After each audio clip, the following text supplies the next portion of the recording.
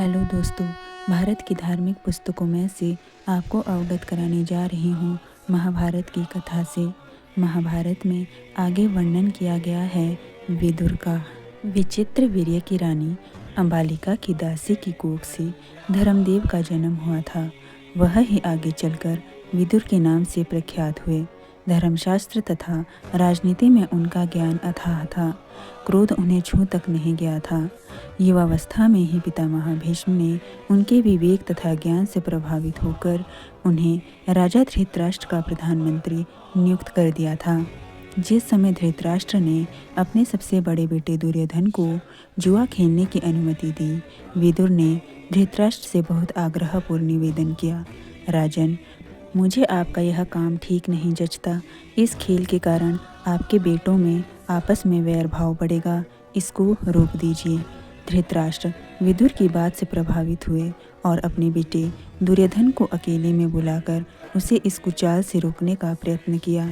बड़े प्रेम के साथ वह बोले, पुत्र, विदुर बड़ा बुद्धिमान है और हमेशा हमारा भला चाहता आया है। उसका कहा मानने में ही हमारी भलाई है। पुत्र, जुआ खेलने का विचार छोड़ दो। विदुर कहता है कि उससे बहुत विरोध बढ़ेगा और वह राज्य के नाश का कारण हो जाएगा। छोड़ दो इस विचार को।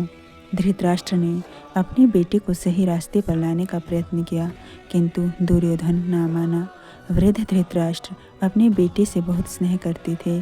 अपनी इस कमजोरी के कारण उनका अनुरोध वह टाल ना सके और पांडव के सबसे बड़े बेटे युधिष्ठिर को जुआ खेलने का न्योता भेजना ही पड़ा। धृतराष्ट्र पर बस न चला तो विदुर युधिष्ठिर के पास गए। उनको जुआ खेलने को जाने से रोकने का प्रयत्न किया।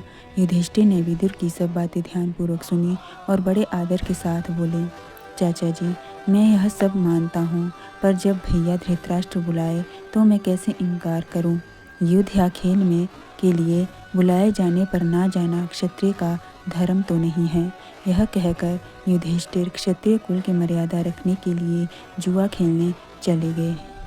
ये अध्याय यहीं संपन्न होता है। मिलती हूँ आपसे अगले अध्याय में। इजाज़त दीजिए। चैनल को ज़रूर सब्सक्राइब कीजिए। राधे राधे।